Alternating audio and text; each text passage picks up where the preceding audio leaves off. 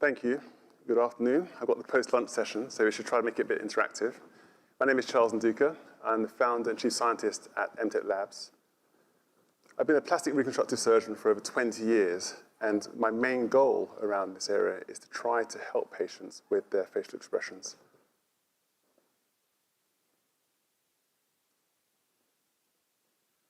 Restoring smiles is difficult and complicated. One of the big difficulties is that between appointments, I have no idea what's happening to patients. Are they doing their expressions as they're supposed to?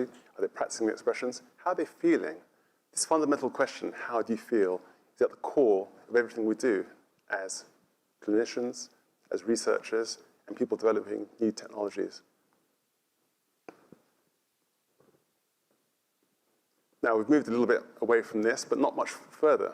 We're still asking patients via questionnaires or in-app surveys about their feelings, their emotions, what they've done. And we know that it's subjective, it's highly biased, there's often recall due to memory issues, and also context, such as recent events, can affect the responses. Why is this important? Well, the two leading causes of premature death at the root is poor diet and poor mental health. But we can't improve what we can't measure. We don't have tools to measure those things objectively in the real world and with patients in charge of their data. So if we look at the current model of care, over time, we do assessments in the clinic or ask patients to do surveys at home, and we're getting information at time 1 point,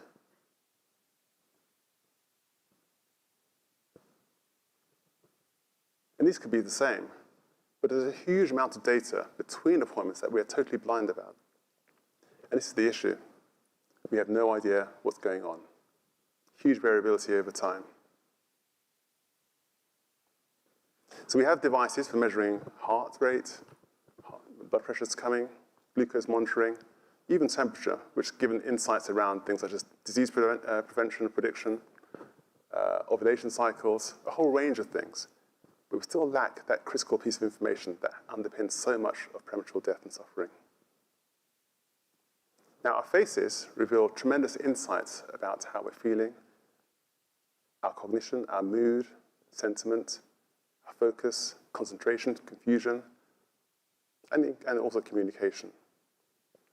We've known for many, many years that you can measure this objectively with a technology called facial EMG, that stands for electromyography, with electrodes stuck to the face. But this isn't practical for daily life. It requires adhesion to the skin, it's uncomfortable, it looks strange, and people won't accept it. But it's highly validated in clinical research settings. And for the last 10 years, we've been working on developing a non-contact, low-power way of doing this. And this is facial optomography. This is a highly innovative way sensitively measuring facial muscle activations. Tiny movements move the skin, and the skin is captured with a sensor that mimics the action of an insect's eye. The kinds of insights it enables includes mood over time, allows us to measure dietary behaviors, eating rate, give people feedback, and more.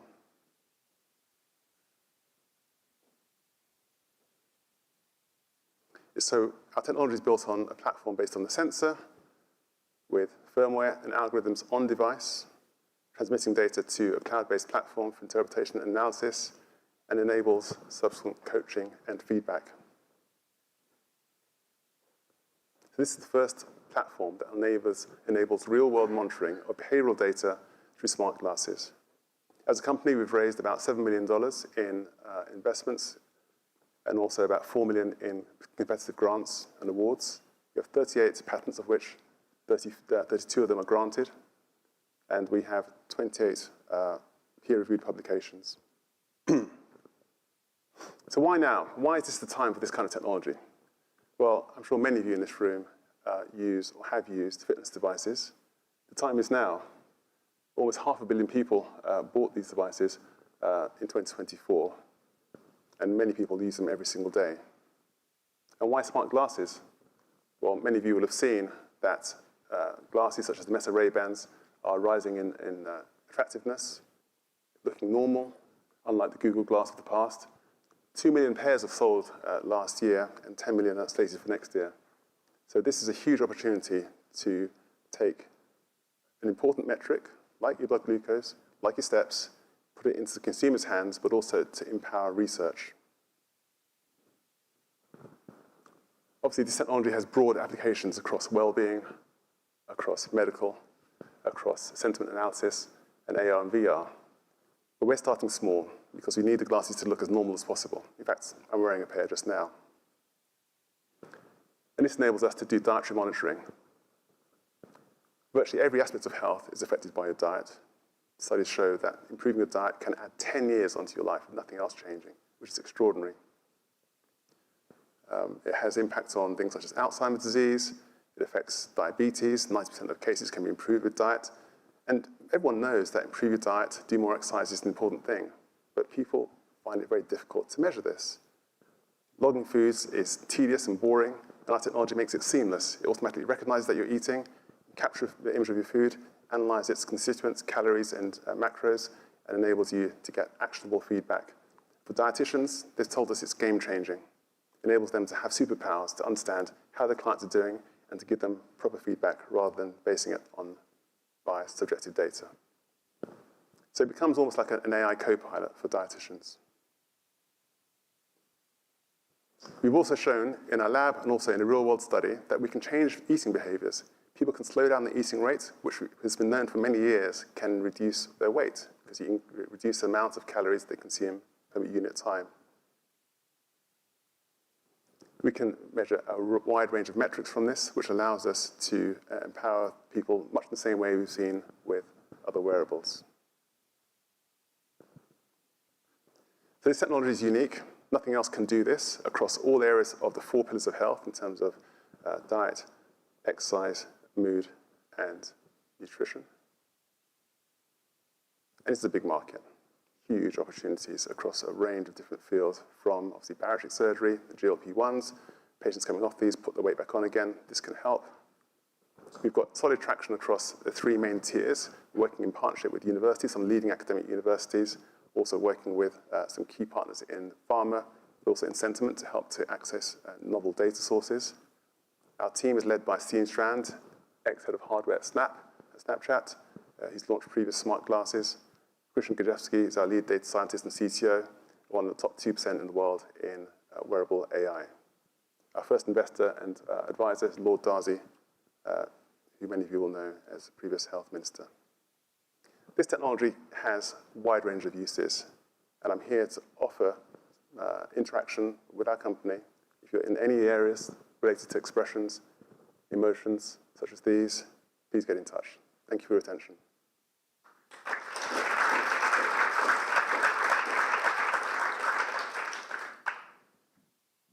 Thank you so much. What an interesting presentation. Just a quick question on the usability. Do you think, do you envisage these glasses being worn all the time or just while eating? And do you think that they can also incorporate things like the ability to hear better?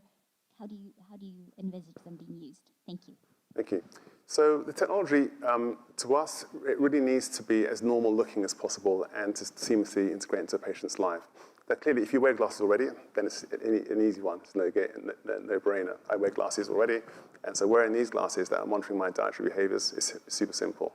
What we found in our user groups and surveys and talking to trial participants is that depending on their pain point, their problem, they're very happy to, much as you see patients in clinic. You know, if you ask the patients to do something, if their problem is big enough, they're happy to do it.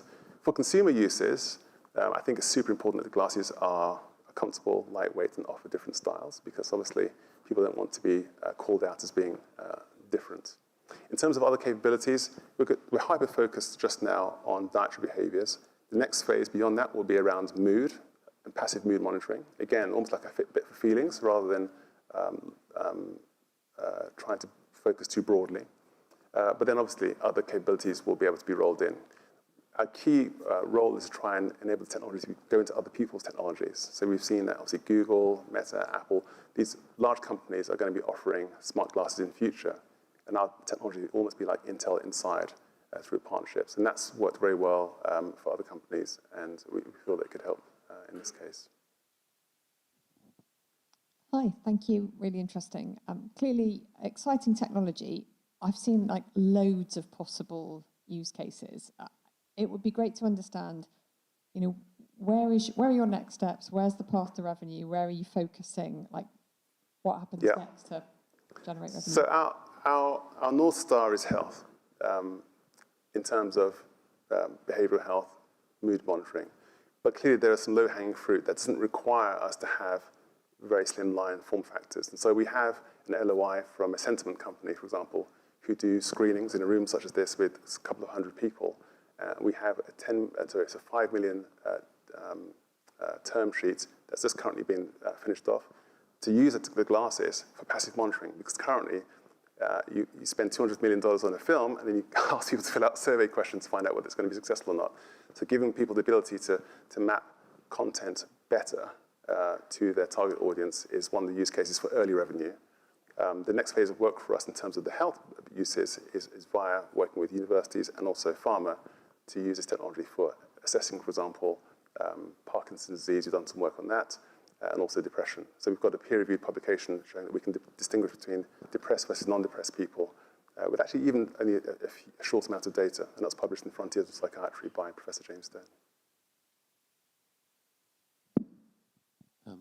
Just one question for you. So we talked a little bit about, obviously, various big tech players. So Google kind of famously came out first and failed. Meta's now the current one, and everyone's waiting for Apple. You mentioned it's got 28 patents so far. What sets the sensors apart from the obvious big incumbent players? So companies like, Apple Vision Pro, for example, came out and it does facial avatars. And how it does that is by having lots of tiny cameras inside, which image a small part of the face, and they use deep learning and a specialized chip to reconstruct that into a face. Same with Facebook's previous, or Meta's previous version of it. That's incredibly power intensive, trying to take an image and then translate that. What we're doing with optomography is converting the movement of the skin into a vector, which means it's a tiny amount of data, and then use that vector, knowing where the muscle is in relation to the sensor, to reconstruct the expression. So, I mean, we have a demo outside if you want to see it, but that enables us to be the holy grail. These devices currently are very bulky, they're very heavy, and we can cut the power consumption by orders of magnitude.